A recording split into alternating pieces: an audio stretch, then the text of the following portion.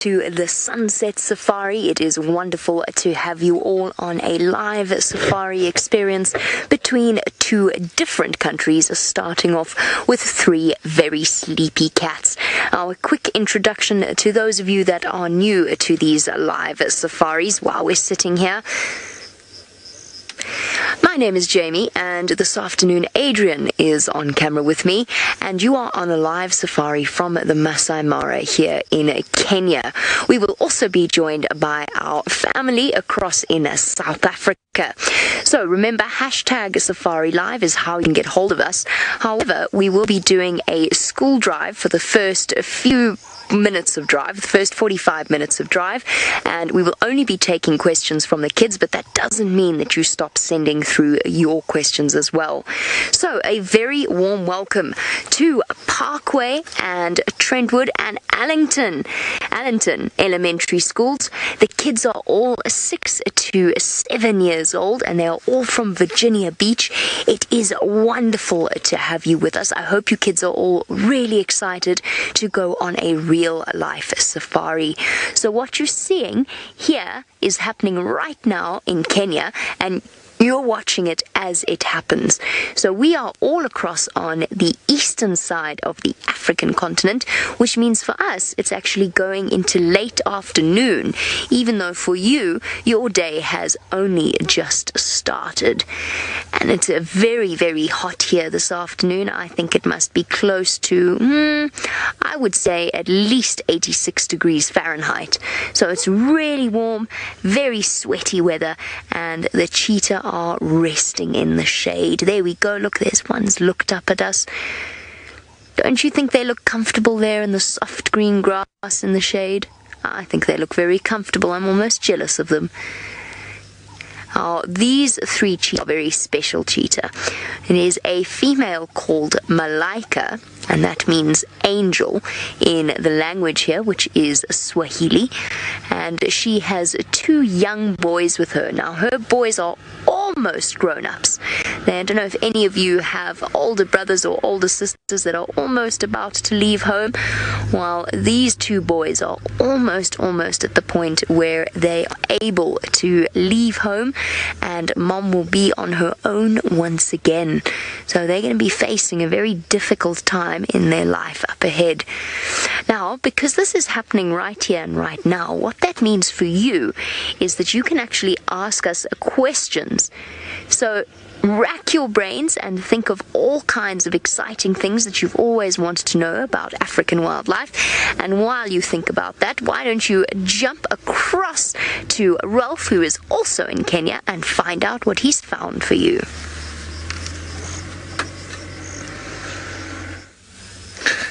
Thanks, Jamie, and hello everybody, and welcome aboard once again for another Sunset Safari. We are coming to you live from Kenya, which is also in Africa, and we're just on the other side of the Mara River. You're watching Safari Live, and my name is Ralph Kirsten, and on the camera I've got my trusty wingman Archie. How's it, Archie? Now, welcome aboard also for all the little kiddies from all the different elementary schools. Please don't forget to send us your questions and your comments on the hashtag Safari Live on Twitter and on the YouTube live chat, because we'd love for you to be involved.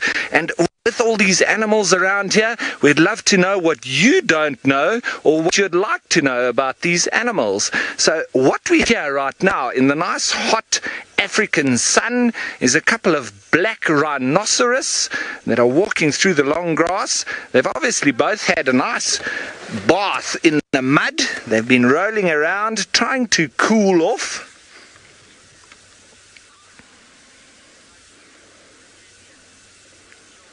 Now, Jordan, you've asked a question which is a very interesting one. How far are we away from Virginia? Well, Jordan, we're in Africa, so you'd have to fly across the Atlantic Ocean, and then we would directly hit South America, I think somewhere around Panama or Mexico. I'm just trying to draw a line straight across, and then we'd have to go up north from there to get to North America.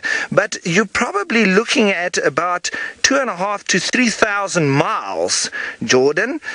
So it's quite a long way, but it's definitely still very hot with us here right now, and I think you guys are in your winter months as opposed to being in summer. So, and I know that you've had a lot of storms recently, lots of snow.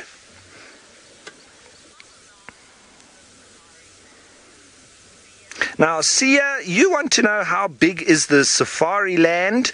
Well, here in the Masai Mara, or the Greater Mara National Reserve, which is inside Kenya, it's about 30,000 square kilometers. Now, I'm just trying to think exactly how big. It's probably about as big as Virginia, where you live. So the whole state of Virginia is probably more or less about the size of the Masai Mara, and all of this has always been wild. There's no tar roads inside here, and the animals have been roaming free since the beginning of time. So it's very interesting that we can see a lot of wild animals, all the grasslands here, everything is totally free, totally wild. And these couple of black rhino, it looks like it might be a mommy and a daddy black rhino, but I'm not quite sure because it's quite far, and we haven't been able to see exactly. But the one looks like a big daddy rhino, that one on the left-hand side, and the one on the right looks like a mommy. But as I say, it's a little bit difficult from here to see. But straight behind those rhino and up off in the distance is where Jamie is with the cheetah. So we can't see her from here, but she's over there.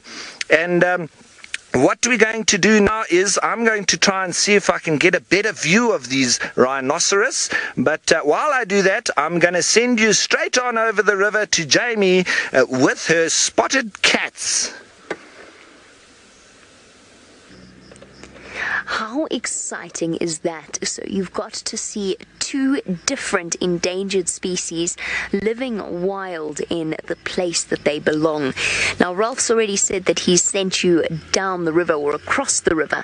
Now, just to explain a little bit what that means, there is a really, really big river here that is called the Mara River, and that's where all of the wildebeest cross when the Great Migration happens. Now, I don't know if you've ever seen any, perhaps you've seen some videos of wildebeest crossing the river or coming through an area, but lots and lots of wildebeest come through this area about once a year. So I am across the big river, away from where Ralph is. Now, of course, there's also lots of little rivers here as well, and where there's little rivers like this one, then there's lots of big trees that will provide perfect shade for our sleepy cheetahs. Now, not far away from here, there's actually also a pride of lions sleeping in the shade. So I'm going to take you a little bit later to go and see them. But first, I want to show you a really spectacular bird. Now, we've been sitting watching the cheetah, and they're very, very pretty. But there you go. Have a look over there. I know it's straight into the sun, so it's quite difficult. Unfortunately, this is the only place that we could be. There we go. But to the right, there we go. How cool is that bird? Look at that. That is a saddle-billed stork.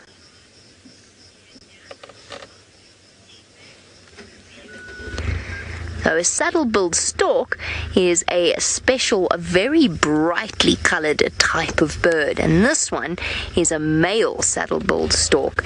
And I'm sorry, I missed the name there for the question about Kenya. I know we have a question about how big Kenya is.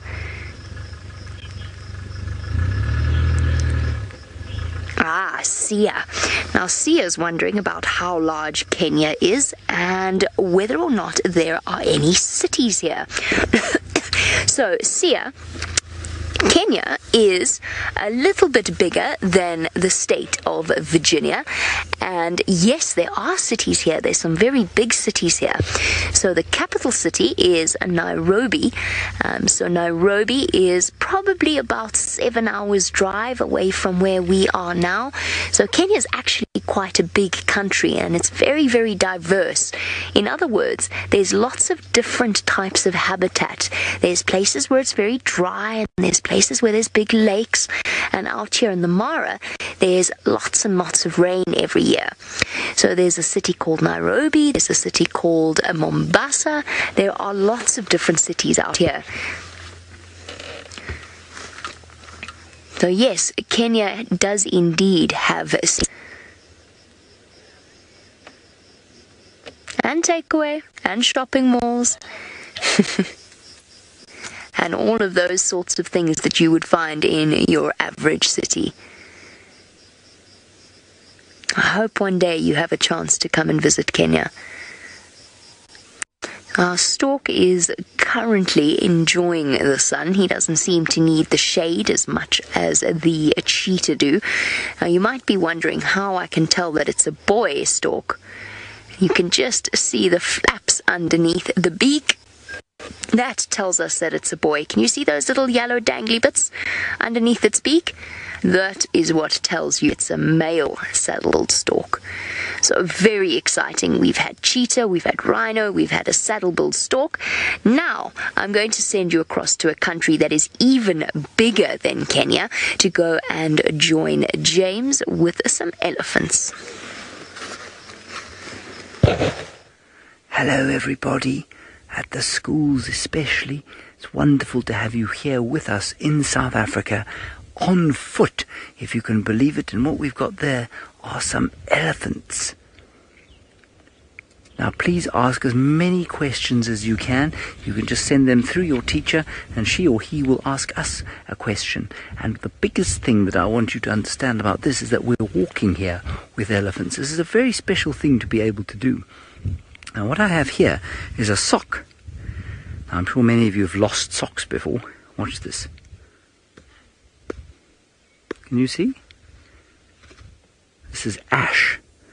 And what it's telling me is that the wind is blowing towards the elephants. And that means that they might be able to smell us. And they do not like the smell of human beings, elephants. So we need to be careful that they don't come too close to us. Now my name is James. It's taken me a while to tell you that, but that's just simply because I've had to keep looking around here and concentrating, because you know what? There's another elephant. Senzo, who is on camera, is now going to show you the other elephant over here. There you go. Hello, Jordan. You're not so much interested in elephants as you are in snow. You say, does it snow here in Africa? Well, Africa's very big, Jordan. It's much bigger than the United States. And you know, of course, that it doesn't snow, for example, in Florida very often. I think it did this year. But it doesn't snow there very often. But it will snow every year in Minnesota. Well, some parts of Africa, yes, it does snow in the very high parts. But most parts it doesn't. And here in South Africa, where we are, and there in Kenya, where you've met Jamie and Ralph, it does not snow.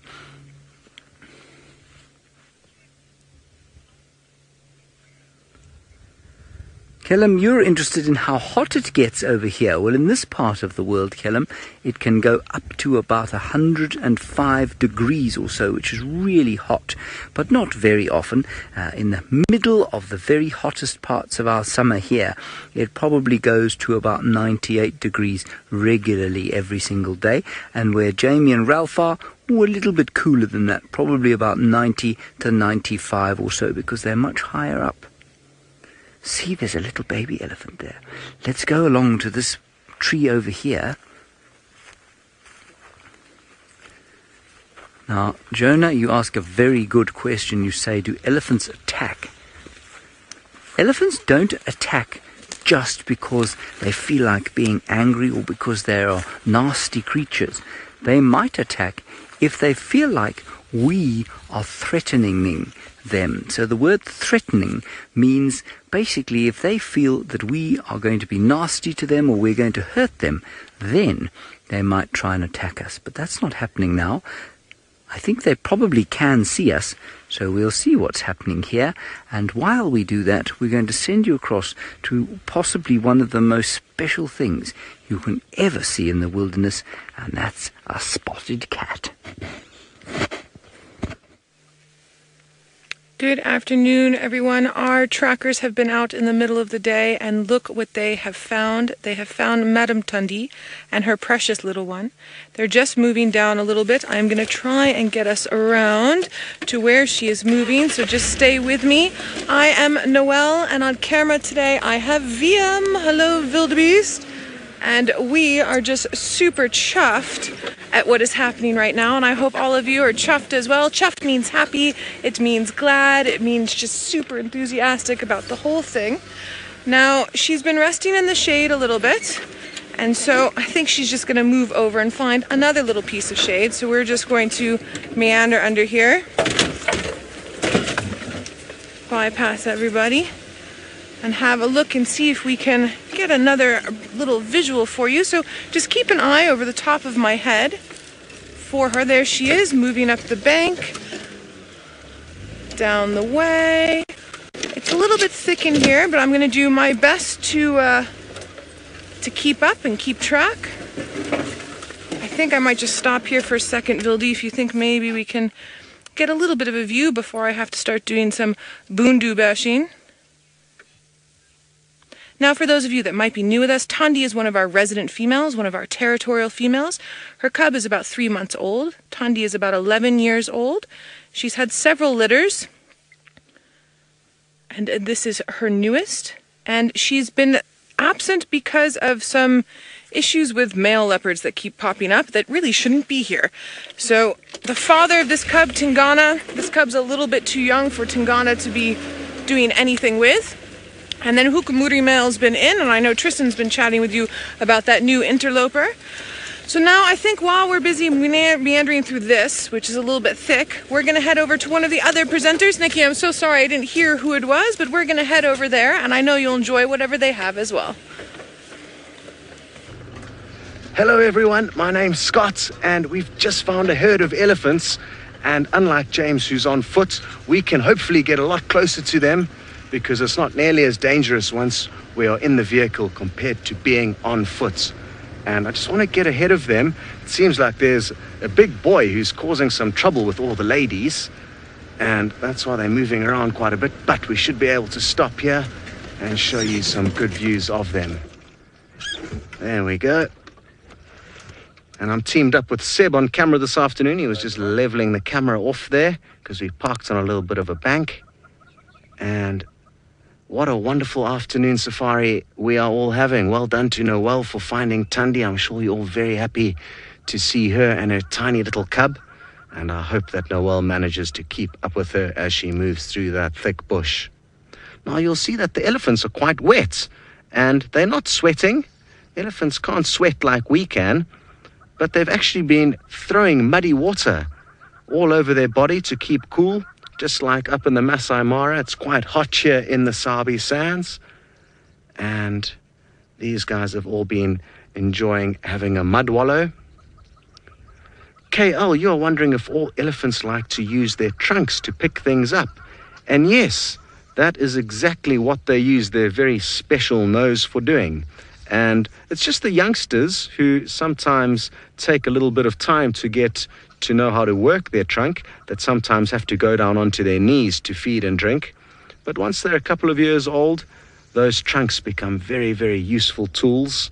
And would you believe it that these elephants can even pick up a tiny little peanut with their massive trunk?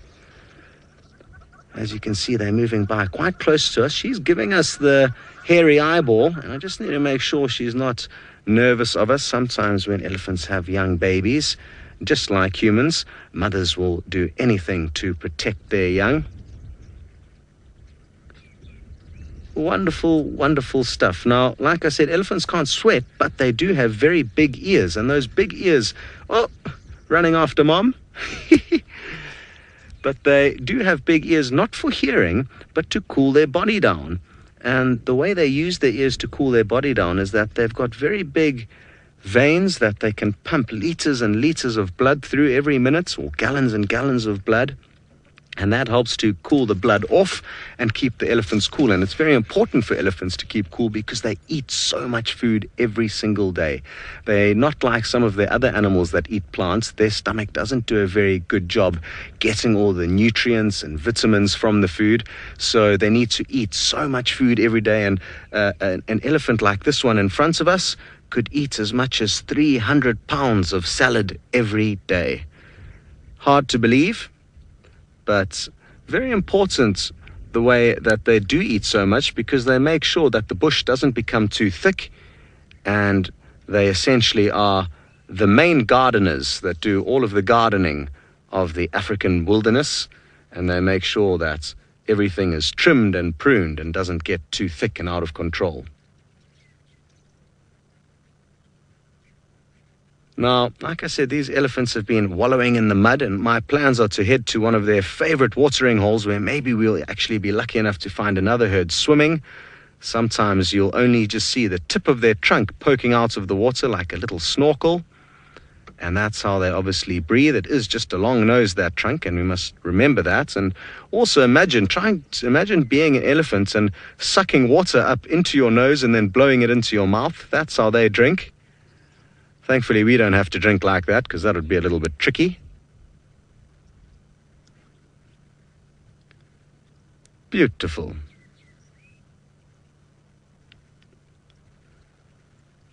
Okay, well, just like Thandi moved off into some thick bush, so have these elephants. And I'm hoping, like I said, of heading back to, or off to, a waterhole where hopefully we'll be able to find you some more elephants out in the clearing. And it sounds like it's perfect timing, because Thandi has just arrived into a good spot and Noelle is right there to show her to you. She is in a good spot, thanks Scott, and she is panting because it's hot. It's interesting. It's not hot, but it's super humid today. It was a really overcast this morning with a tiny little spitting of rain. Not enough rain for us to have to put the roofs on for TV show, thank goodness. And I hope all of you enjoyed our live broadcast on Nat Geo Wild. It was our morning, but your evening. And sorry to all the Patriots fans. I know my family that is still in New England is not impressed, but congrats to all the Eagles fans, as I hear it was a good game. Now I'm just waiting for this cuteness. Ooh, what does she see? What does she see? I wonder what she sees. I can't quite get a look at it.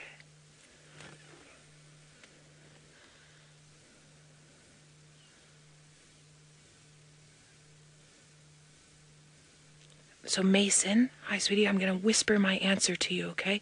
Mason, Thandi is a leopard. So leopards have something called rosettes, which are squiggly little dark marks with light marks in between. A cheetah has spots. Cheetahs are also taller and longer than a leopard. Now I've seen leopards in thick territory like this, and I've seen them in open territory. And I've seen cheetahs in thick territory like this, and I've seen them in open territory. Cheetahs tend to run after their prey to catch them. Leopards stalk. And something's caught her attention, Mason.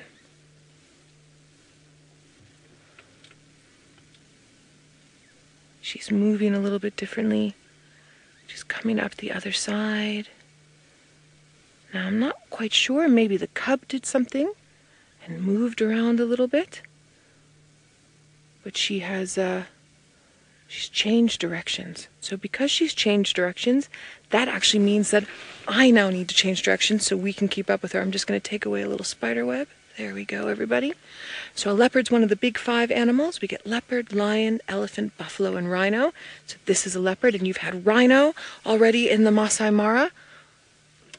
Now, let's see if we can keep up with our leopard. And I think while we're waiting, let's head up to Jamie, who has a cheetah. so that you all can see the difference between Thandi, who's a female cheetah, and Malaika, who is, sorry, Thandi, a female leopard, Malaika, female cheetah, sorry. Up with Thandi. What an amazing opportunity to compare the differences between a leopard and a cheetah. So Noelle's already told you about the rosettes on a leopard. Now look at the solid spots on a cheetah.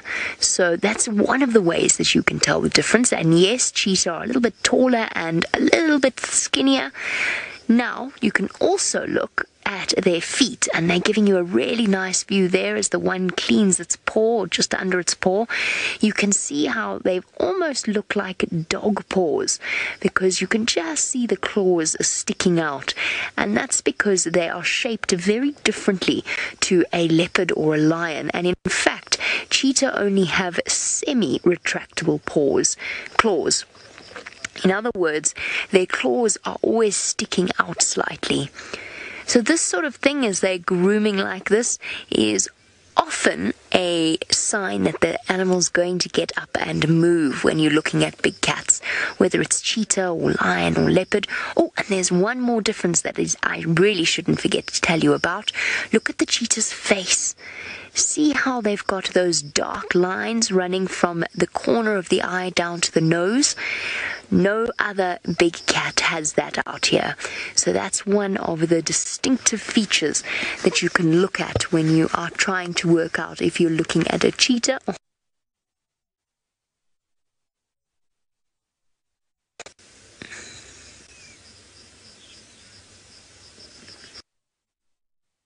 shaped the way that they are. You want to know if cheetah can run for a long time. No, they can't. So most big cats can't run for a very long time, but cheetah are really short distance sprinters. In other words, they only really run on average between 300 to 500 or so yards when they're chasing an animal, but they run that really quickly. So they are the fastest land mammal on the planet, but they can't run for very long. What that means is that they still have to sneak up on their prey. So they still have to stalk so that they can get close enough before they chase. Otherwise, the prey would have enough of a head start that even though the cheetah's much faster, they still wouldn't be able to catch up with it, because the prey would just be able to keep running and the cheetah wouldn't be able to keep running as fast as it was. So that is why the cheetah has to stalk, and that of course is why it has spots as well, because it helps to camouflage the cheetah. So well done, Ryan. That was a very good question, because we're tying up all of the loose ends and we're learning how everything in nature is connected.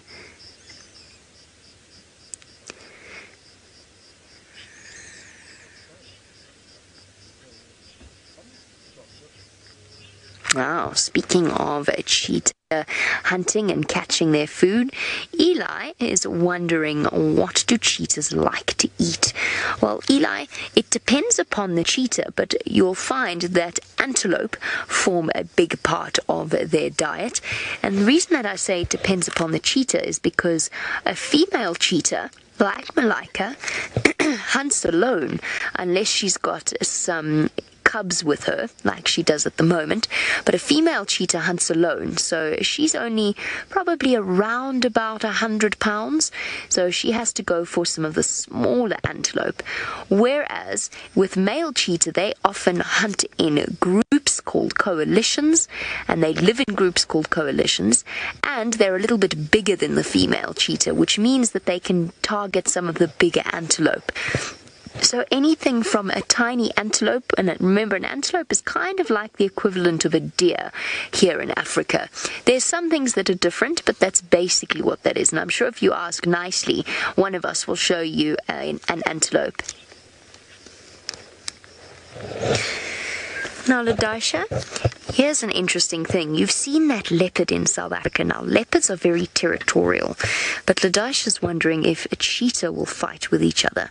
And the answer is male cheetah do fight with each other, but usually female cheetah don't. And that's because female cheetah aren't really territorial. They move about a massive, massive area, and if they see another female cheetah, most of the time, they just walk in the opposite direction. So they're not social, but they don't really fight with each other. So it's the males who fight, and the males usually end up fighting with each other because they're fighting over the right to mate with the female, whereas females don't. So cheetah are actually quite peaceful creatures. Ooh, good question, Cameron, because I've told you that usually 500 yards, but now Cameron's wondering how many more then they're going to not have to run very far at all, because then they don't have to try again. But only round about 2 out of the 5 hunts that they attempt will actually get them some food. So let's say they fail, maybe they fail 3 hunts and then manage to catch something else, then you're probably looking at around about 2 miles, maybe 3 miles in one day, if they don't get chased by lions. If they get chased by lions, then it might be even more than that. But that is a very good question from Cameron. Now, as our cheetahs slide further down into the shade, speaking of somebody who is capable of running many miles, you should go and see whether or not you can keep up with James on foot. That's a very clever link. We're going along parallel, that means next to the elephants. They still don't know we're here, which is very important. And so we're just walking along a little dry riverbed here, next to which the elephants are the other side. Jordan, you want to know why elephants eat so much? Well, Jordan, do you eat as much as your father eats? I bet you don't. That's because your father's much bigger than you. And so the reason that elephants eat so much is because they're so very big. Anything that is big has to eat a lot. So the bigger the person is, or the bigger the animal is, the more it will eat. So you can imagine something as small as a mouse or a hamster eats much less than something as big as an elephant or a hippopotamus.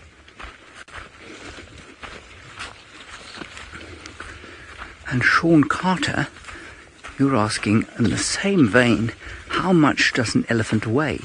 Well, a big bull elephant, that's a big male elephant, a big daddy elephant, can weigh about 16,000 pounds. Isn't that amazing? 16,000 pounds. And a big mummy elephant, probably around about 10,000 pounds.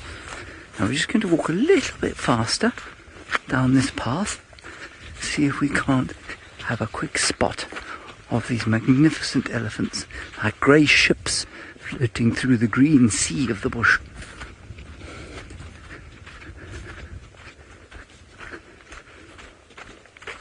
Now, Sean, you're asking about how many elephants are normally in a family. Well, Sean, normally only about between 6 and 10 in this area, sometimes up to 15, and sometimes as many as 30 or 40. But normally that's a few families who've got together for a sort of party, I suppose you would say. All right, I haven't managed to find them again. We'll keep trying. While we do that, let's go back to that wonderful mother leopard and her cub. So Vildi and I have parked ourselves in a tree to get this a little glimpse of Thandi. You can see our beautiful foliage of this combretum tree around us, one of the trees that you'll find on this type of soil and small drainage lines, and it's a perfect place to create a nice little nook, a little habitat, a little niche, a little home for this leopardess.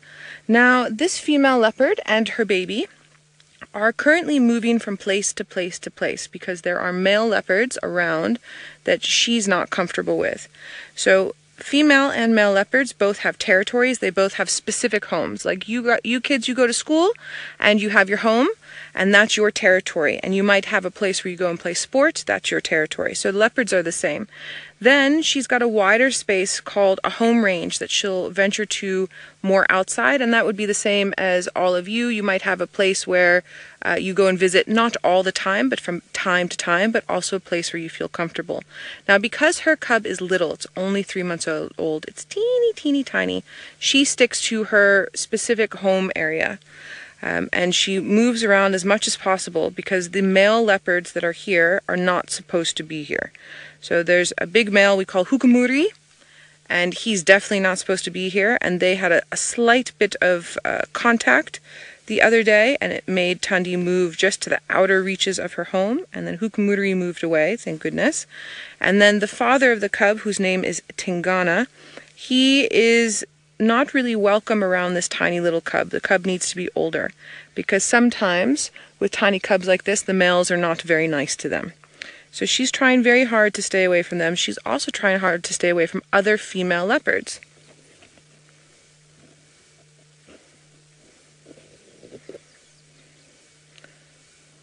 Ooh, Asaya, good question. You want to know, how hot is it here on the hottest day of summer?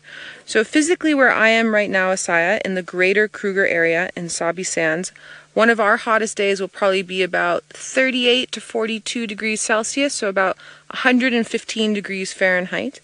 And now sometimes it's humid, but it's more dry than humid. There are places in the States that are much more humid. The Northeast is very humid, and down the East Coast is very humid. We don't get that kind of humidity, and it's nothing like Florida. If any of you have ever been to Florida, that's very humid. It's nothing like that. But today is an odd day for us, where it's not very hot, but it is more humid than we're used to. So that's one of the reasons why she's panting like that. And also her belly looks a little bit full. So because her belly is a bit full, she doesn't sweat like we do. Like I'm sitting here and I'm perspiring a little bit because of the humidity. She doesn't have that ability to lose moisture through her skin. So she has to pant. She also has to pant to help digest what's inside of her belly. So she pants to cool down, and she pants to digest her food. Listen, listen, listen.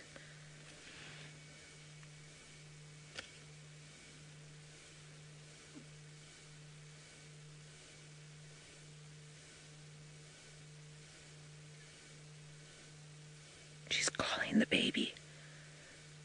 I hope you could all hear that. So, sorry, Nikki, was it Kelly or Teddy? Teddy, you want to know, how do we move so fast from place to place to show us the animals? So, Teddy, I'm out here in a vehicle. I also have James that's not far from me, and he's on his feet. And then we've got Scott in a vehicle, but they're very close to me. So then we have far away from me, 1,600 miles away, we have Jamie and Ralph up in the Masai Mara. So we use the internet. We use the internet just like you guys are using the internet now. And we've got special signal that takes the signal from the camera on the back of my car all the way to London, and then it bounces back off of London and comes back into the Masai Mara. Roughly, look, there's more to it, but that's how we're able to do it. So it's all of us coming to you on live camera, on live TV, as it were, using the internet. It's amazing, Teddy. So Teddy, when Wild Earth first started, when Safari Live first started, we didn't have this type of technology. It's only because in the past sort of, what do you say, Vildi, like 6 years? 5 years? That the technology has gotten good enough for us to be able to do what we're doing. It's really incredible. Billy, I don't know if you want to show the kids what the back of our car looks like.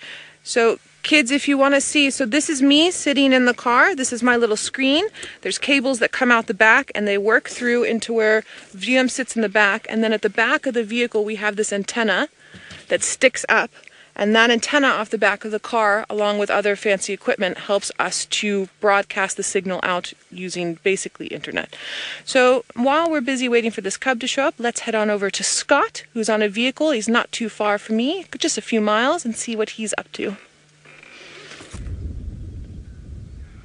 Well, we found some other cute little babies, and these are baby geese, just waddling around. And just like Thandi's cub, they are not alone. They need their mother's help. But unlike leopards, it's not just their mom who keeps an eye on them, but also their father. So mom and dad aren't too far away.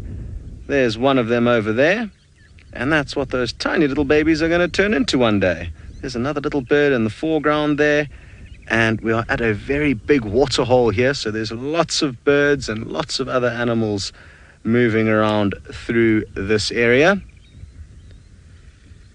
Beautiful. Now you may see some funny, strange blobs in the water there, and those are hippopotamus. And hippos like to spend their days snoozing in the water, and all they do is keep their noses and their eyes out the water so that they can breathe and see, and they can hold their breath for quite long, for 2 or 3 minutes. And if you try to hold your breath for 2 or 3 minutes, you'll realize that it's very, very difficult. There's one there just relaxing, and they relax during the day and head out at night to feed on grass. So that's what they're waiting for. Eli, you would like to know if there are any houses or people that live out here in the bush. And yes, there certainly are. The people that live out here are all people that work here, because most people who come out here are coming out here on holiday to come on safari. So myself, for example, I live here, but lots of other people who work here and live here will be on holiday, and there's actually a lodge right here. And isn't that cool? Imagine if your house looked out onto this massive waterhole, and the lucky people who come on holiday here get to see views from these little houses in the bush. But Eli, it does depend on what country in Africa you go to. There's still some countries where there are people who are not just coming on holiday to wild areas, but people that live out in the bush amongst wild animals. So that's quite interesting that there are still some places where people have to worry about leopards and lions stealing their sheep and their cows, but we don't have that problem here. Very good. It sounds like Thandi and her cub are in a good spot, so why don't you race back to Noel to get a good look.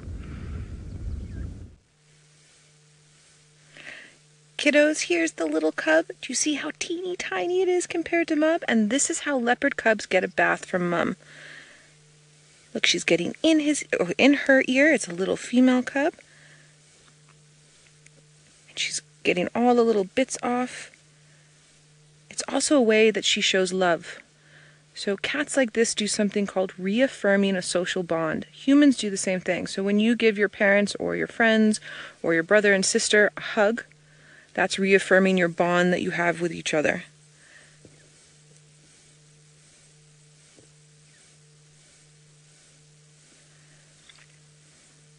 Now, kids, I also want to say just how special this is. So I've been guiding for just over a decade, and a cub this small is very rare to see, so this is very special.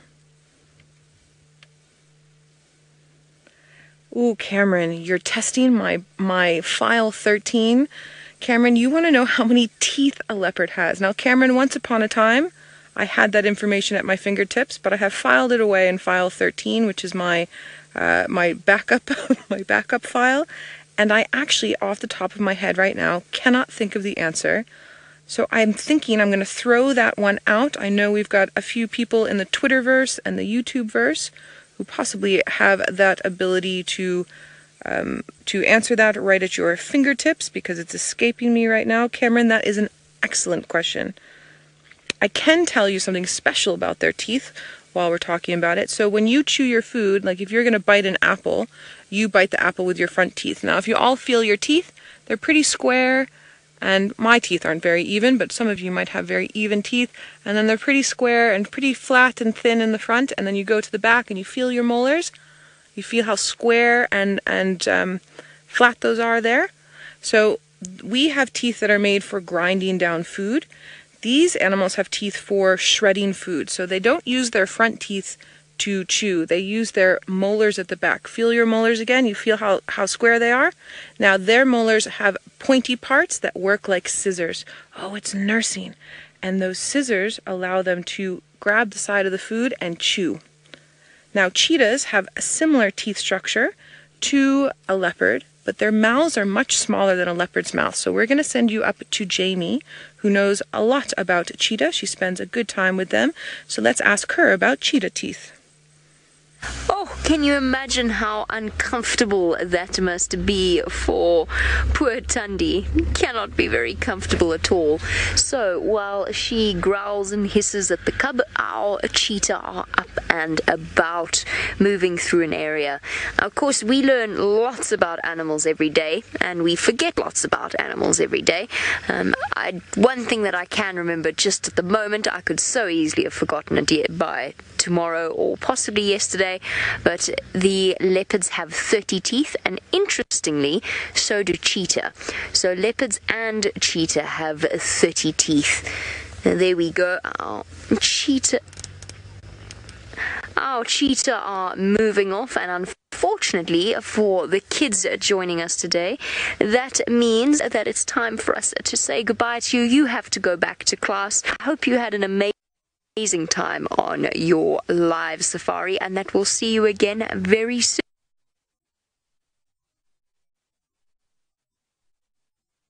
with Thandi and her lovely cub.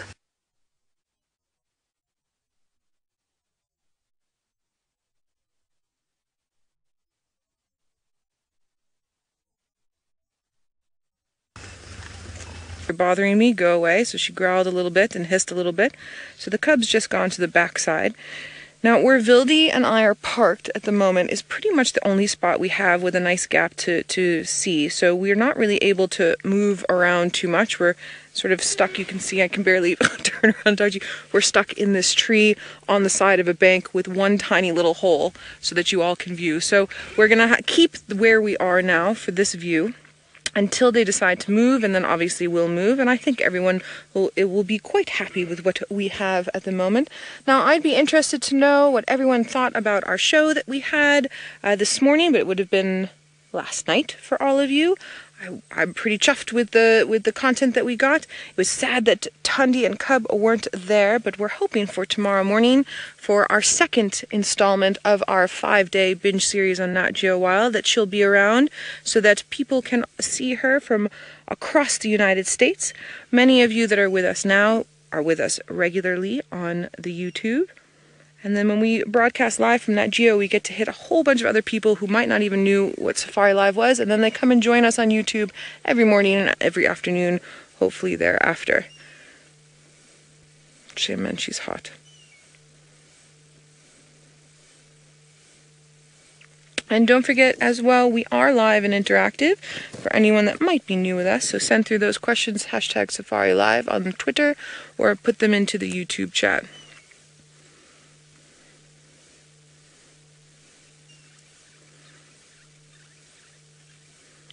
We've talked about this before, so I'm just going to steer away from facts for a little bit. I sit here with leopards like this, and she keeps glancing at us, and I'm always like, oh, she must just think like, oh, the humans, the safari paparazzi are here, oh. And then, of course, then she takes a nap. And viewers, thank you so much. You're saying the show was great, lots of content, lots of variety. I'm glad you guys enjoyed. Don't forget to tune in again tonight for all of you, but tomorrow morning for us.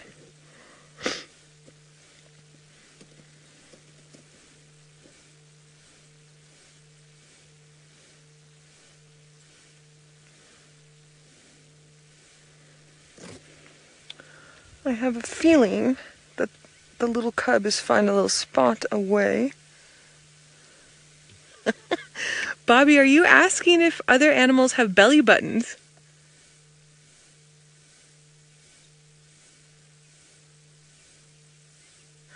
Okay.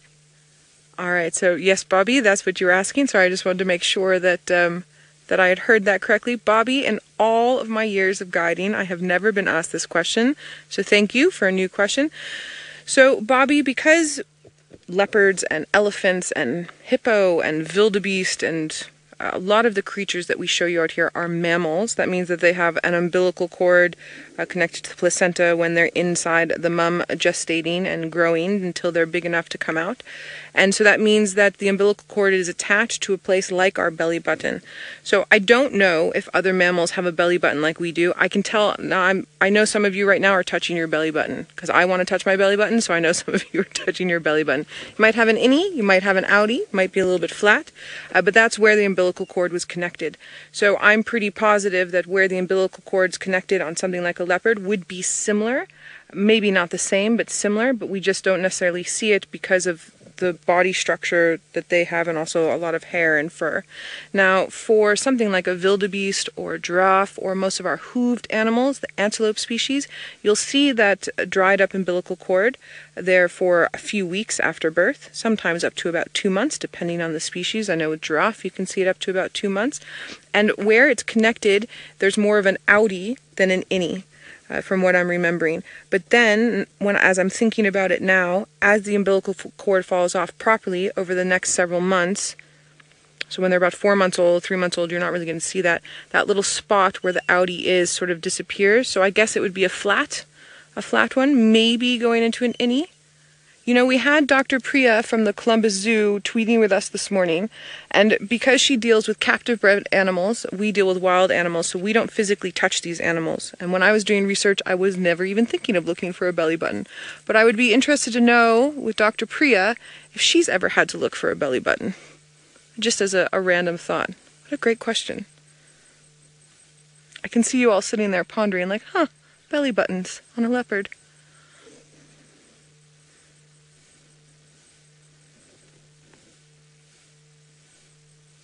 And now we're all thinking about belly buttons. Well done on that question. Well done. So I think that little leopard has moved away down the drainage line, but I also have a sneaky suspicion that it's probably climbed up a little bit and might actually be looking at us. This little female is getting to that stage where everything is going to be super interesting for her, and she's going to be very, very, very curious. Now, there's a couple of times when we look for Thandi and we find where she's been, and the little cub will pop up, and then if Thundi's not there, obviously we leave. But now that this little cub is older, a lot of the times what she does is she looks at us like, hey, I know you, I know what you're all about, I'm going to check you out, and she'll be doing that now. She'll also be investigating her surroundings quite a bit.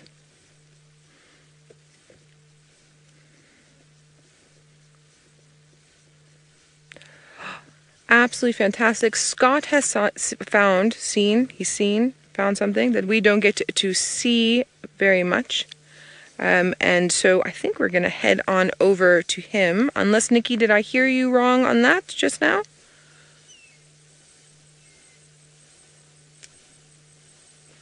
Okay, perfect. Let's go over and see what he has to show us with the drone. Welcome back, everyone. And yes, like Noel says, we found an animal that we haven't been seeing too much of recently, the Cape buffalo. And it's just a small herd of them. And isn't it wonderful that we've got these awesome toys that allow us a bird's eye view of these animals as they go about their business. Now, because we haven't had too many buffalo around recently, we're not too sure what they think of the drone. But for now, they seem quite relaxed. Seb has got the drone quite high above them, but it does make quite a big noise, so I'm happy to see that they don't seem too bothered by it. Sometimes certain animals will be a little bit scared of the drone, and we think it's because animals may mistake the drone for the similar sound of a swarm of bees. Our little car's also close to the water's edge on the other side of the buffalo. If you follow that trail that leads from the buffalo down to the water's edge, that's where we are parked. And isn't this cool? Very, very happy to hear that you guys got to see Thandi and her tiny little cub.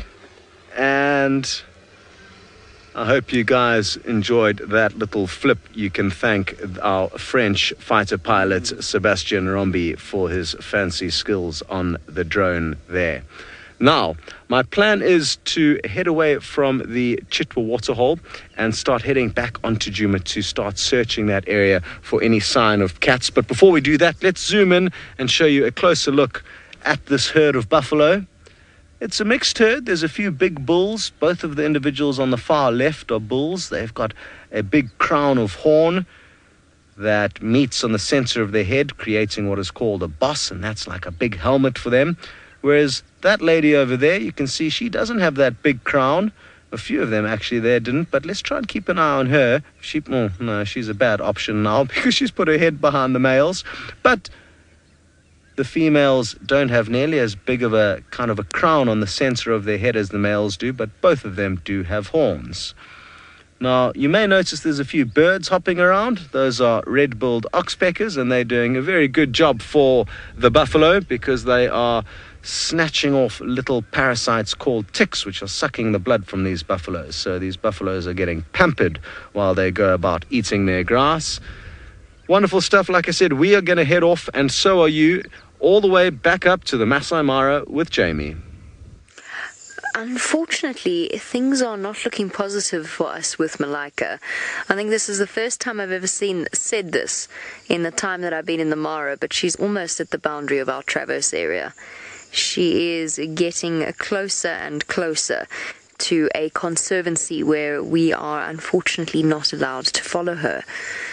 It would be most tragic for all concerned if that were to be the case. But of course, she is a female cheetah. She does have a massive home range, and there is a certain inevitability to that. That's probably where she disappears off to when we don't see her for weeks at a time. It's astounding when I think of the times that we've spent with her. Lookout Hill, all the way through the Rongai Valley, Talek, up through Double Crossing, and then now all the way up here towards past Musiara Marsh and the ridge and towards the Conservancy. The amount of ground that these cheetah cover is simply astounding. Oh, there's some warthogs in the back. Let's see if she sees them. I know she did catch a baby warthog the other day. There, to the left there, Adrian. They're just running across the top there. You'll actually be able to see some of the villages in the background, and there they are. And you will see some cows as well, because we are right on, as I said, right at the boundary of the National Reserve. Trot, trot, trot goes the pig. Has she seen them? I don't see any youngsters. I don't think she's going to take on two adult warthog. They're now coming straight towards her, though. Will she be able to resist the challenge? She still hasn't seen them. She's looking at something else, actually. So there are no fences. Oh, panic, panic. They're not looking at Malika, though. They're panicking at something else.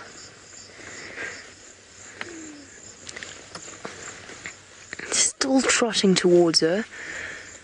Malika hasn't even noticed them, or if she has, she's ignoring them completely.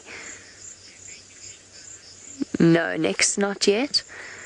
I can't actually reposition at the moment, unfortunately. Hold on 1 second. No, she's ignoring the warthogs completely. She's seen something else, but I think it's on the other side of this big river that's up ahead of us. Her two boys have spotted the warthogs. Now it's just a question of whether or not their natural cat instinct is going to drive them to chase them or not.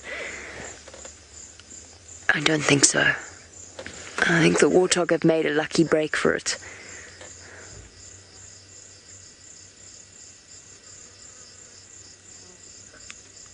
Why did we come all the way over here, girl? There's so much food back in the other direction. I suppose there are lions back in the other direction. But there are lions everywhere around here.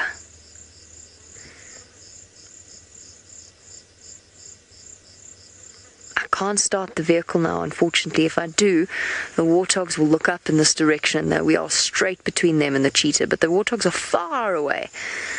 I don't think the boys are going to try it. It's a lot further than it looks through the eyes of the camera.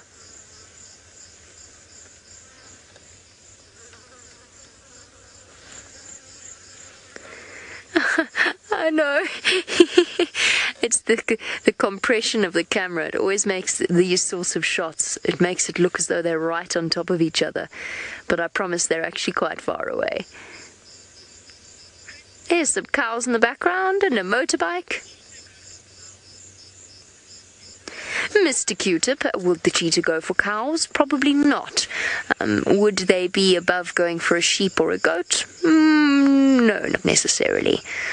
So yes, the various livestock animals that live on the boundaries of the park do occasionally find themselves falling victim to the attentions of the big cats, or predators in general actually, not just the big cats. Hyenas are included in that list. So it does happen. Where those animals have been killed outside of the park, where they of course are allowed to be, then those who own them are then compensated for the loss of that animal due to wild animal. And that of course is to help to ensure the safety and security of the predators out here. That's not to say, unfortunately, that it always works, but it does go a long way towards mitigating the effects. And there's a number of programs out here that seek to minimize the amount of human and predator conflict that does occur. See, she's just wandering off now. Okay, let me try and reposition. Oh dear. Oh dear, oh dear.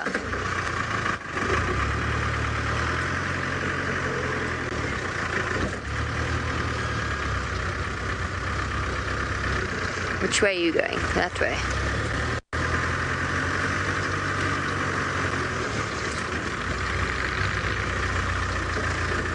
Okay, this is quite uncharted territory for me. I don't even know if our signal's going to last around here.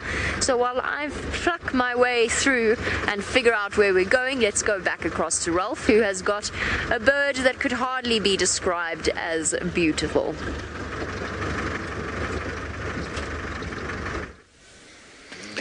Yes, well, that's another one of those faces that only a mother could love. We have been on the lookout for lions. We've been charging around trying to look at all the usual spots, but we haven't been able to see any. But what we have found is something that follows lions around sometimes. Marabou storks. They can be often found near to predators, whether it be lions, even leopards, sometimes, mostly lions, and hyenas. And these birds are also found near rubbish dumps and abattoirs because they do eat carrion. So anywhere where there is an opportunity for scavenging, well, they'll be in the vicinity. So this is the first sort of clue that I've had that there might be some lions around, but it's not necessarily that there is a lion in this near vicinity. We just need to double check because there is a marabou stork, so there might be a chance, but for now I haven't seen any lions just yet. But he's sitting nicely on the top of that shepherd's tree, and it's making for a nice setting. And so I'm going to continue on my search for the lions, and I'm not going to stop until I find some. And while I do that, let's head you on back to South Africa, and Scott's got some swimming elephants. I don't have my earpiece. Cool. Welcome back, everyone. We've got ourselves into an awesome position here, and we've got a herd of elephants, a large herd of elephants, and it's a herd of elephants that a lot of you will know because there's a certain individual called Fang in and amongst this herd. I can't see her right now, and Seb is busy focusing on flying the drone. There's a beautiful big bull who's nice and close to us. He is in must, which is a sexually heightened stage where there's a lot of testosterone pumping through his body, so they can be a little bit naughty. And there you can see the nice big bull quite close to our vehicle. And they've literally all just arrived at the water's edge. There's one individual that's actually taking a swim. And there you can see it splashing around in the water. How cool is that? And what an epic scene. Enjoying itself. I'm hoping all the others do the same thing, because it'll be wonderful to see a number of elephants taking a bath. It's funny how sometimes only one will, and other times the whole herd will join in on the fun. And where is Fang hiding? We call her Fang because one of her tusks is kind of inverted. It grows the opposite direction to what it should. So she's very easy to tell apart from other elephants. And I'm not sure when last Fang was actually seen. So like I said, I'm sure a lot of you will be happy to know that she's back in the area. She's probably one of the only elephants we've really got to know quite well, because like I said, she is quite easy to tell apart from the others. Well, they've just let off quite a loud trumpet, so I'm wondering if they're having a little bit of a inter-herd dispute. Oh, there's another one going into the water. Woohoo! So not just one wanted to have a swim today. And look at how much bigger the bull is than the rest of the elephants in that herd. He looks almost twice the size, and he's not the only bull on the scene. There's another one that is kind of sneaking up behind us, but it's going to be tricky for us to show him to you from the main cam, but from the drone we will be able to show him to you. He, unlike the big bull that we saw earlier, is not in must. So we don't have to be too worried about him doing anything mischievous. Okay. Well, what a wonderful scene this is, and our plans clearly changed. I was hoping on leaving here and going and searching out for other things, but our plans were quite pleasantly changed by this herd of elephants who came charging in through the bushes to this big waterhole. And there you can see Fang, the individual right in the center of your screen, and you'll notice how her tusk is growing the wrong way, and it doesn't seem to be giving her any trouble. She can still use it to break off branches, and she's just grown up and got used to it. Oh, there's another one holding on to the end of it, a little baby. I don't know if you guys saw that. You can also see the one that went for a swim. That's the dark one right in front of Fang at the moment.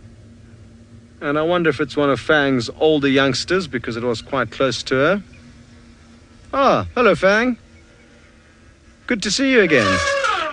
Oh, my heart just skipped 3 beats, because a young elephant bull is the one that was responsible for going behind us like that. And it looks like he wants to show us how big and strong he is. But quite often with the young bulls, they kind of act like they're big and strong, but just like this one at the last moment, they decide, oh, maybe this wasn't a good idea, and then they end off running up to the rest of the herd, which is exactly what's happening here. Wonderful, wonderful stuff. You'll notice we've plonked a roof on our vehicle since you were last on it. So we were just collecting that from after this morning, where James left it here. Well, it looks like they're all coming straight past us. I think we're going to get lucky with some wonderful, wonderful views.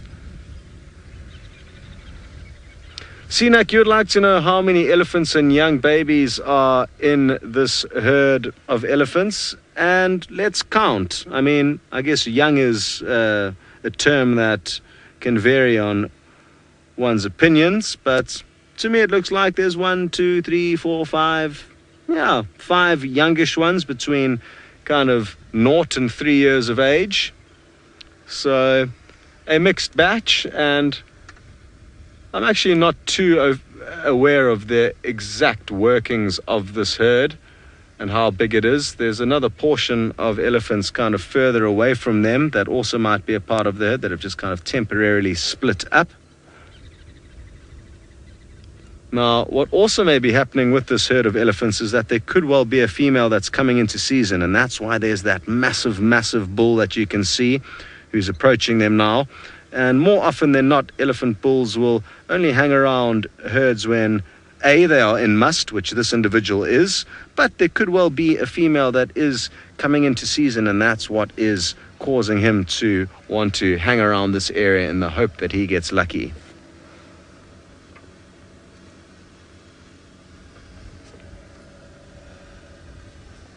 Beautiful stuff. It's so cool how the drone really gives you a good idea of how much bigger he is than the females in the herd. And the males can be up to 2 tons the size, or 2 tons bigger than a female.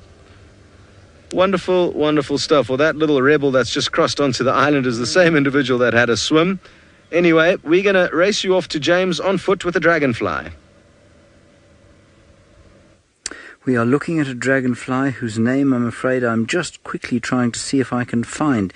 It's this beautiful pale ice blue colour. And I've seen hundreds of other dragonflies from South Africa, and none of them... Ah, there he is. I think he is known as a black-tailed skimmer. Has he got a black tail? Yes, he does. That is a black-tailed skimmer, everybody. You may have the zoological name if you want. Nesciothermus farinosa. Nesciothermus farinosa, or the common blacktail, or the black-tailed skimmer. Very nice indeed. Now he's sitting just next to a pan here, and obviously he's been hunting things like mosquito larvae. I wish he'd eat all of the mosquito larvae in this area. Malaria, a tremendous problem around here, especially in the wet season. Now, do you see how he's perched on a branch that is angled at around 45 degrees? This is because his front, middle and back legs are not on the same plane. So the front legs are substantially shorter than the middle legs, which in turn are substantially shorter than the back legs, because he's got 6 legs, being an insect. And what happens is they form a basket as he flies, and he catches these larvae with the basket formed by his leg. So he'll dive down towards the water, and Taurus, you're wondering if they're carnivorous. They are indeed. He'll dive down toward the water and sort of scoop out a mosquito larva and then devour it on the wing. And so those legs, while very good for perching, are also especially good for catching beastly mosquito larvae. For those of you who don't know what a mosquito larva is, well, it's the initial form of a mosquito. It's in the same way as a maggot is to a fly, or a caterpillar is to a butterfly, so a mosquito larva is to a mosquito. And that's what these dragonflies like to eat. Now they look quite similar in many respects to something like a damselfly. And a damselfly, many of you will be familiar with because they do occur in, I think, just about everywhere in the world. They've got much less firm movements, and their wings are not nearly as stiff as these ones. They sort of float about the place, whereas dragonfly flies like a particularly accurate fighter. And when do you say, wow, this is amazing? It is amazing. And it's an amazing colour to find in amongst the sort of browns and greens. Now, Dale, you want to know where dragonflies lay their eggs. They lay their eggs in the same place that they catch their mosquito larvae, in standing water. And it is an astonishing process, the mating process and the egg-laying process. And for those of you who have heard this before, just bear with me. But what happens is the male, and I'm just trying to see if this is a male. You can see from the back, no, this looks like a female. The male has got 2 pincers at the end of his abdomen. And what he does, let's pretend that's the female, which I think she is. Whoops, there she goes. She'll come back. There we are. He'll fly behind her and then grab her behind the head. He'll often come back to the same perch. Grab her behind the head with the 2 pincers on the abdomen. And then he'll fly off, sort of holding her behind the back of the neck. She will then fold her abdomen underneath his and receive his sperm, and the eggs will be fertilized. And I think it happens, in fact, during the same nuptial flight. The pair of them will dip down towards the water, and she will then just dip her abdomen on the water's surface, and the eggs will float down to the bottom of the water, and her larvae will hatch there, and they will eat, I think they eat algae and things like that. Sensor is doing a spectacular job of looking at this black-tailed skimmer. Just fantastic.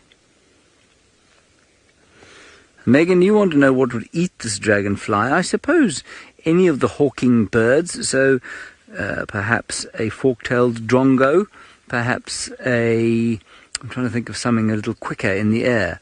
than a fork-tailed. Fork-tailed drongo is pretty quick. I guess some of the swallow species might eat one of these. Definitely a woodland kingfisher could get hold of one. They would definitely. I suspect also that you would find big lizards, like perhaps the, what am I thinking of? Not girdled lizards, the other ones. Plated lizards would probably have a go at them. You might even find something as like a large stripe-bellied lizard would also have a go. Well, I think that's magnificent. Our elephants, for those of you interested, headed off towards the north. We had a very nice sighting of them, but they were just in thick bush all the time, pretty much. Okay, we're going to head back down towards Twin Dam, see what we can find there. While we do that, let's go back to Noel and the Leopard. So Thandi can't quite figure out what she wants to do. She was lying on her left side, then her right side, then her left side, then her right side. So now she's sitting up. And it has dropped a few degrees in temperature, and the humidity has gone away. Not totally, but a little bit. So she's still panting, but not as heavily. The temperature is getting a little bit better. Listen, listen.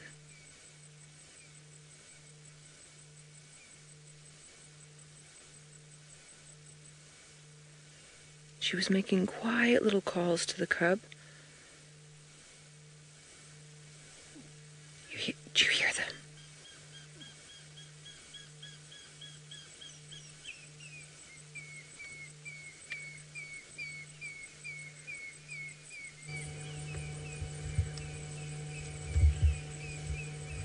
She's not doing a very loud one. They're very, very quiet. The bird you could hear calling quite hectically in the back. Oh, sorry, everyone. The bird you could hear calling quite hectically in the background there was a gray hornbill. It's one of my favorite calls in the bush. Listen, listen.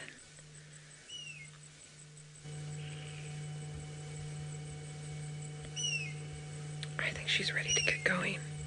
I think she wants to move soon.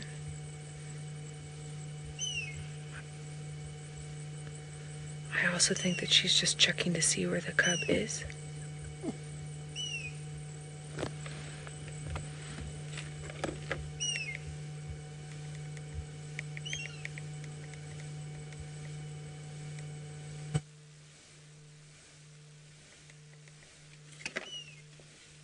There's a yawn. So before predators move, they yawn, they stretch. There's the cub coming up the back. Bath time again, reaffirming of that social bond again.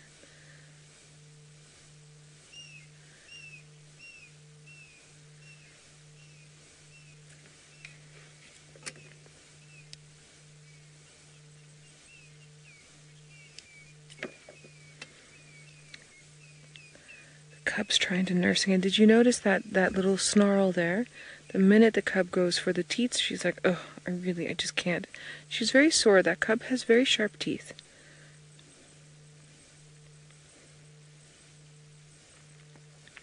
Philip, excellent question. You want to know if we'll be here with Thandi overnight. Philip, we have in this area a curfew for the reserve, for everybody that is on the reserve, and it has to deal with anti-poaching maneuvers. And so, no, we will not be staying with Thandi overnight. We will be leaving her sort of shortly after show wraps and then picking up in the same area again tomorrow morning. We don't want to do anything to affect the anti-poaching teams that are out here, for one. And then for two as well, Thandi and cub, as much as we want her on TV show tomorrow, they also need to be able to have a little bit of their own space in these thick vegetations because the cub is so little. If they were older and we didn't have curfew, possibly a different scenario. If we didn't have curfew at all, even at this age, also possibly a different scenario, but we have what we have and we're given what we're given, and there's sort of definitive reasons behind that. And so I think we'll be good and we'll find her tomorrow. Now, from one cute little cub to another cute little cub, we are going to head up to a different species that I really, really enjoy seeing the youngsters of, and so does Ralph. Yes, thank you, Noel. And, well, everyone, we've just come here next to the hyena den, And well, we've got lots of these little youngsters now that are pretty much saying hello to me over here. And they're being very inquisitive, lots of action. And there was all sorts of chattering going on a minute ago, a little bit of cackling and but it's amazing how these little cubs have grown. When we first came here a couple of weeks ago, well, it's almost over a month ago now, those little ones that are sort of getting the light-colored heads, they were all very dark, very small, and look at them, they're already doing very sort of dominance displays with that tail going up. And that also happens when hyenas get around food or when they're having a real tiff. Then their tail goes very straight and points up. But it's fascinating how fast they've actually grown. This one coming over again, I think very inquisitive, making as if it's going to come all the way across to us over here. But very nice to have these little youngsters. Now, Megan, you want to know if they'll chew on my car. Megan, I'm not going to let them because we don't want them getting into that habit. So if they start to make as if they're going to, or they start doing that, I'm just going to bang on the side of the vehicle just to not frighten them, but just to make them a little bit cautious of us and go back maybe a little bit towards the den. It's nice to have them very curious and coming up to the vehicle, but we don't want them too relaxed around vehicles because they eventually, you know, they've got such strong jaws and very sharp teeth that if they start biting on your vehicle, it can very often result in them chewing on your tires. And as I've said a few times before, look there's a little fight. Ooh, that's a bit of a family tiff going on there. He's gone straight back down the hole.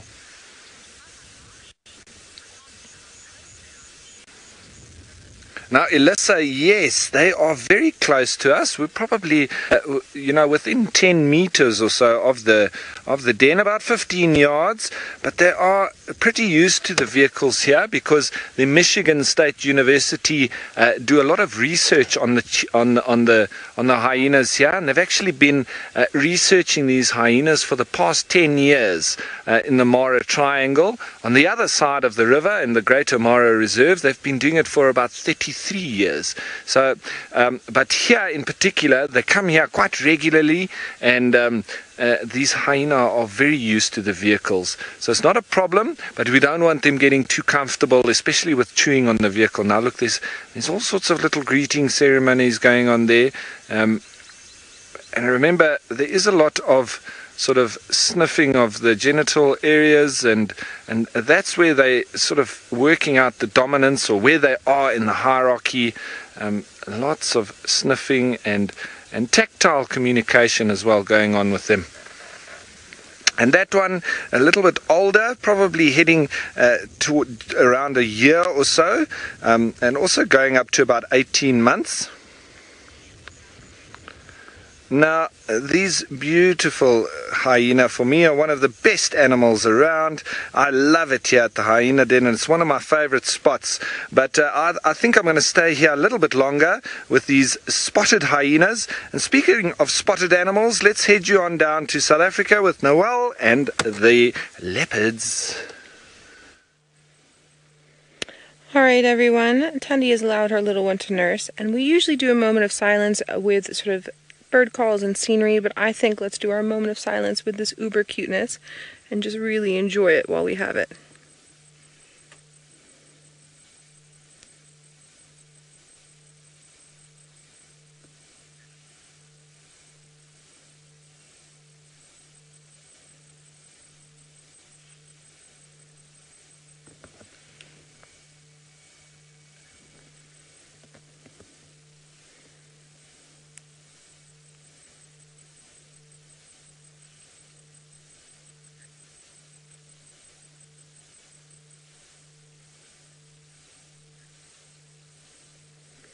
Oh, that was absolutely fantastic. I hope you all enjoyed it. Now, Nikki, I believe Ali was asking about the new male leopards in the area, or the male leopards in general, and do they know if Thandi and Cub are here? Oh, yeah, for sure, Ali, for sure. Thandi does know that there's a new male in the area. She came into contact with him, not as far as I know, face to face, but Tristan had Hukumuri salivating and wandering around looking for what we thought was Hasana, and then later on bumped into Thandi and Cub, and Thandi was completely frantic. So yeah, she's aware. That's why she's over here in the corners. We were chatting it a little bit earlier on Game Drive, and it's a theme that will keep coming up again and again. So it's a good question to keep asking. But yes, she is definitely aware. Tingana's not aware. He hasn't been over here in a while, although he might be making his way this side. He left Chitwa and went north into Torchwood yesterday, so it's possible that he might come and realize that Hukumuri was around and sent marking in places that he really shouldn't. But Hukumuri has also moved off now. Hukumuri's moved west. I believe he's over by Simbambili. So he might decide that this is part of his, or he might just carry on.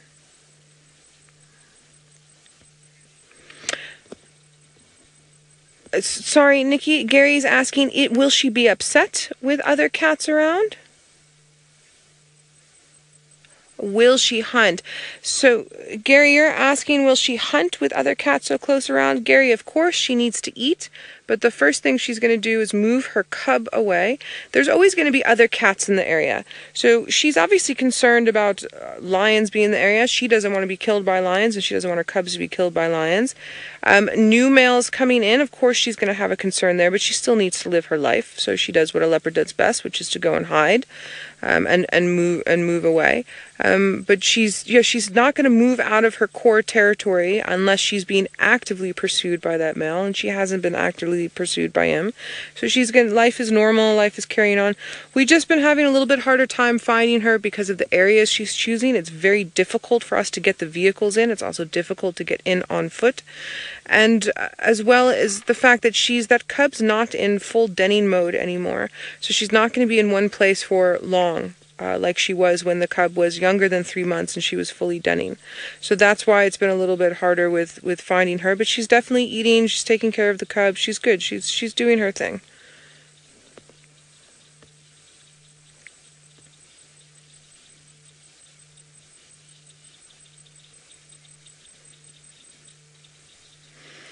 Alright, now that Mum has fed a cub, she's going to take another little nap, and Cub will take a nap with that full belly. So I think let's head back on up to the Masai Mara to our other cubs, the hyenas. Amazing, actually. We've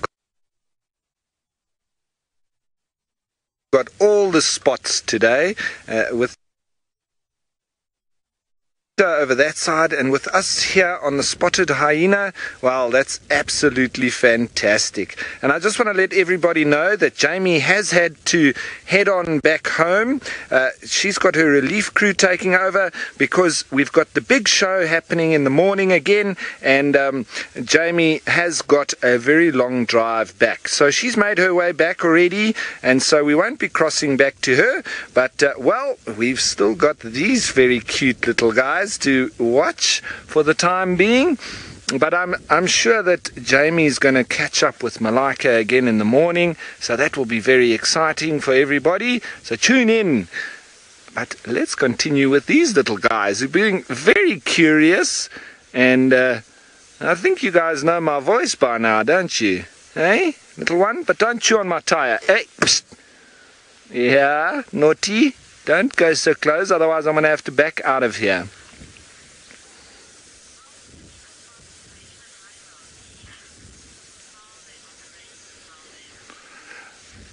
Now, Joy, you want to know how the hierarchy of the hyenas work. Now, it's quite intricate. It's very political. Well, let's just watch there a little bit. Even with the small little youngsters, it's very clear that the political system of hyena is such that you're born into your position within that system. So if your mom is a highly ranked female, well, you're going to be born into that, and normally the firstborn would be taking her exact position. And you can have siblicide with hyena, because especially with the highly ranked females. So that little sibling doesn't want to share that position with its younger brother or sister. and so it can literally kill it. But remember with hyenas also is that the females are all of them, not some of them, all of them are more highly ranked than all of the males. So even the lowest ranked female is ranked higher than the highest ranked male. And the males generally are never seen anywhere around the den site. They are pretty much banished to be skulking around the edges, and the territories of hyenas can be massive. So the males are actually left to be almost nomadic. They will be chased away from their den or their clan that they got born with, or they'll move on their own and try to find some other hyenas that they can potentially try to weasel their way in. But the males really, shame. In the hyenas world, really quite nondescript and nowhere within the hierarchy. So the females really sit much higher, and then as I say, it's almost like a kingdom, but it would be obviously a queendom or whatever you would call it. What is the when you have a queen? It's not a queendom, is it? What is it?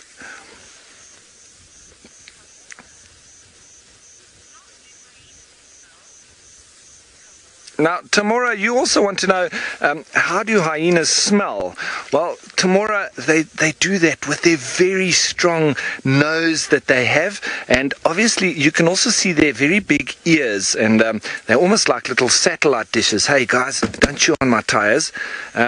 So very big ears and very, very good sense of smell. So those are the two senses that hyenas use the most.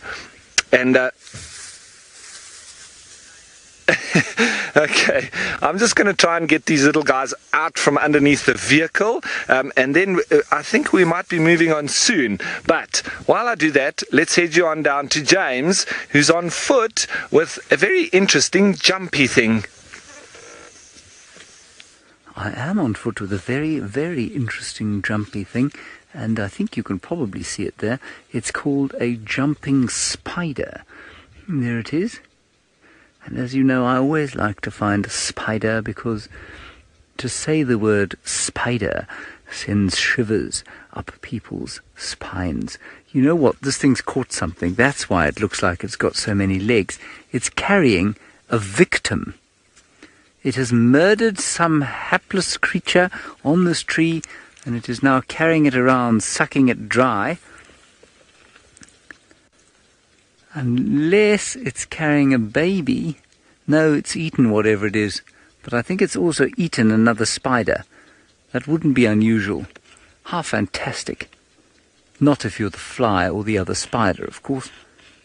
Can you see it, Senzo? Magnificent. Very, very difficult to get something this tiny on camera. I'll point it out to you. It's only about 5 millimeters long. That's about 1/5 of an inch. Can you see it there? And it is definitely carrying the corpse of another spider, which it has devoured.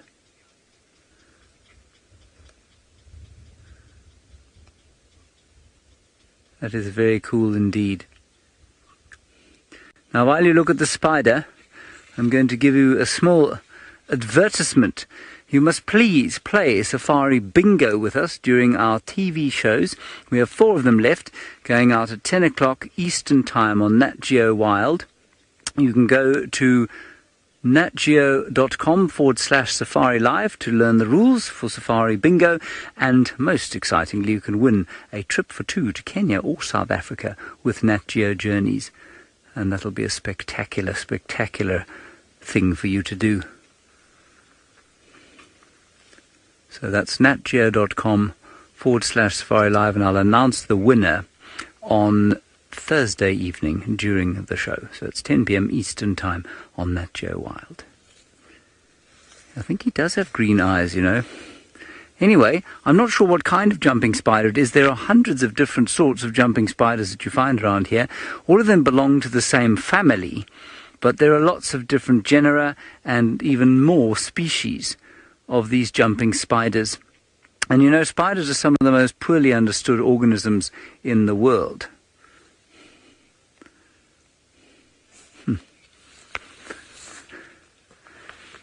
And now strawhead, they are completely aware of us. Strawhead, you make a very good point. You say you love the way they move about. They seem like they're aware of us. Well, they've got superb eyes.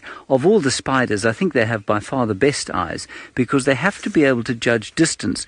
So a little bit like you and I, and most primates and most birds are pretty good at judging distance through sort of 3D perception. So the spider has to be able to do exactly the same thing.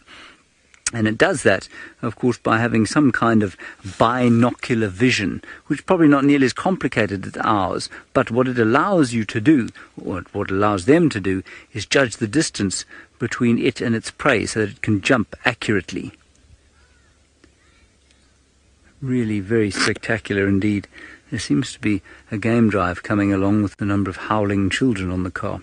Anyway, I suppose the howling indicates that they're having a good time. So if you do hear them, that's what's going on there.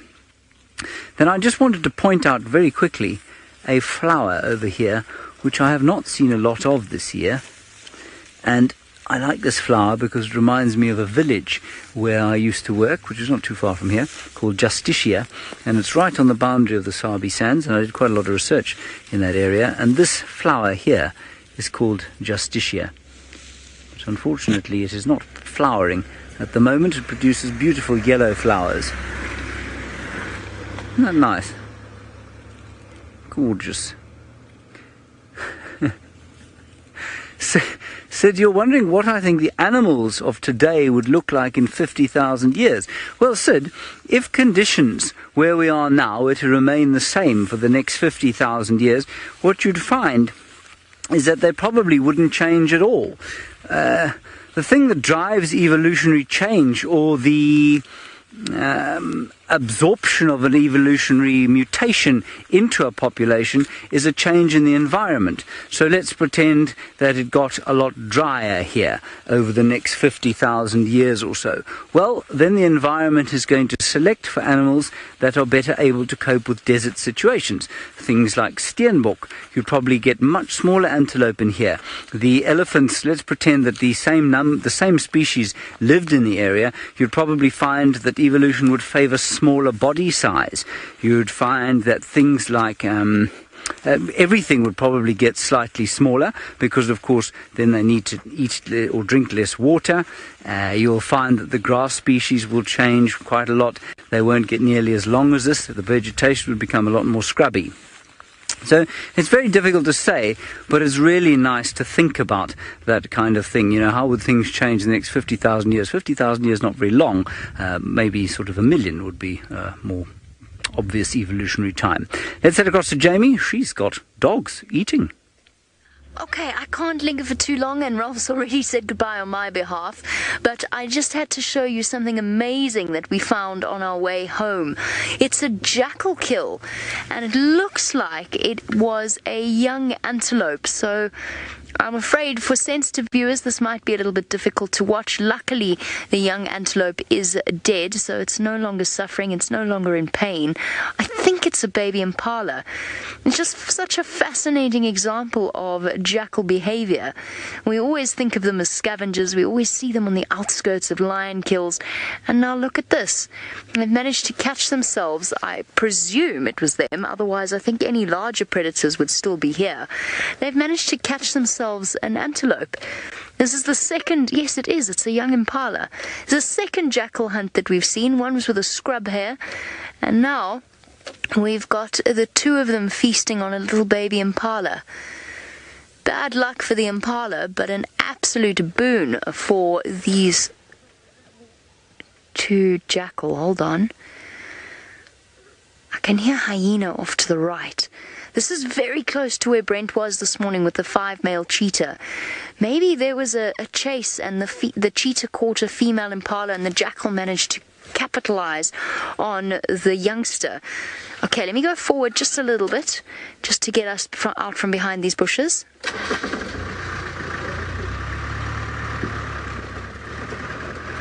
I can hear hyena just off to the right here. Here we go. Let me just listen for a little bit longer.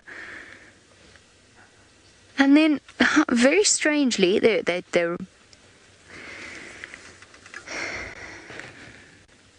to the right. There. Very strangely, there's an adult impala feeding not too far away from them, perfectly relaxed. There you go, a fascinating sighting to share with you on my way home. We still have to race to start heading back on time. But I just wanted to show you this, a pair of black-backed jackal, proving that they're not just scavengers, they are able and skilled hunters when the opportunity presents itself. Amazing. I just wanted to share that with you very quickly. Before we continue our race towards the gate, let us send you back across to Noel, who's had the most wonderful afternoon with Thandi's cub. Thanks, Jamie. It's always great to see jackal hunting. We now have a slightly more active Thandi and cub. The cub's like, yay, Mom, I'm full.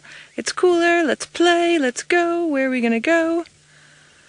Thandi's like, oh, child, we'll be there in a minute. I need a scratch. I want to groom myself. And I have a feeling that that cub's going to come barreling down that little hill just now, or Mum will walk up. There. So cute. Okay, so where I am is difficult to maneuver around slightly, so I just want to keep an eye on her on where she decides to go, and then it will be easier for me to decide where are we going to go. And I think they're going to go off and investigate a little bit. I'll be interested to know if she brings the cub with her or if she tells the cub to stay put. The cub's in a little bit of stalk mode.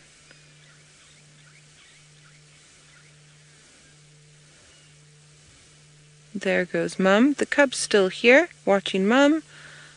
Watching Mum's tail flick a little bit. Stalking through the grass behind this tree.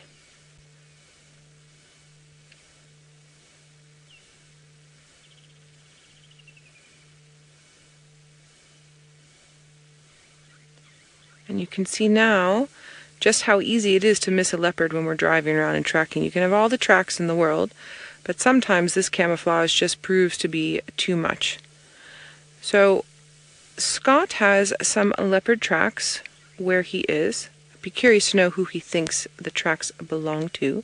So I think let's head on over to him, and then I'll maneuver around for a little bit of a better view. Well, judging by the fact that there's a large herd of impala in the area of these tracks, I'm guessing that they're not too fresh, but you always need to be cautious when jumping to conclusions. On cue, the impalas did a little bit of a jump there. And the reason being is that, of course, when a predator is sneaking up on its prey, they have no idea it's there. But it's quite an open area that we're in here, so had these impala not seen the leopard walking up and down this road, they would have some serious issues. Now, I am guessing that these tracks could possibly be from the Hukumuri male leopard, the imposter, into this area. And the tracks are going up and down on this road, and I'm not too sure if anyone actually checked here this morning.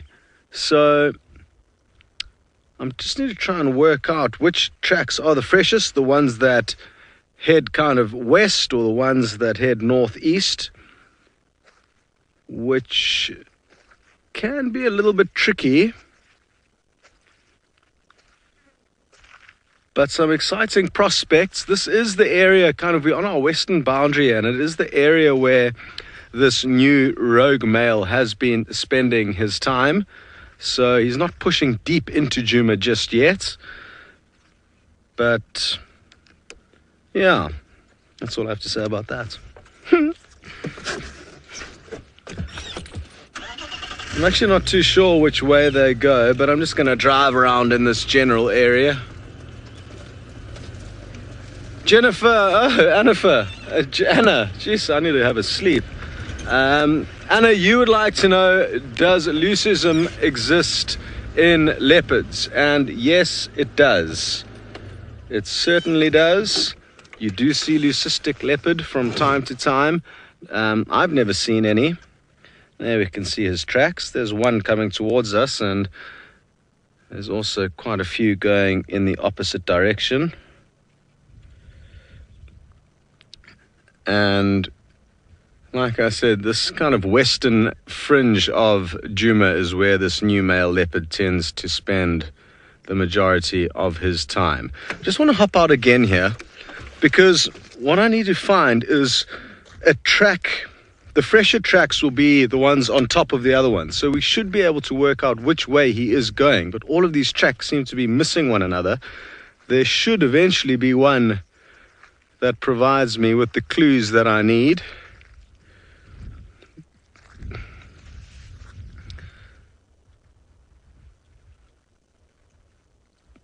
Okay.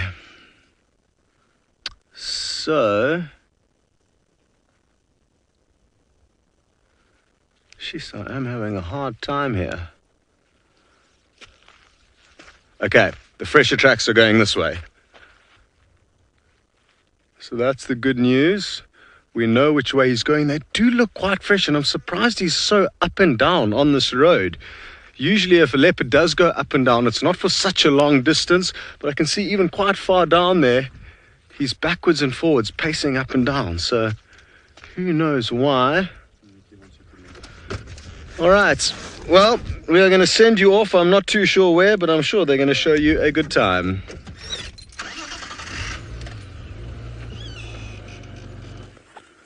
Look at this. In the most gorgeous light, we have a giraffe bull. We've had so few of them of late here at Djuma. We don't really know why. I have a number of theories as to why. But this fellow is just standing poised.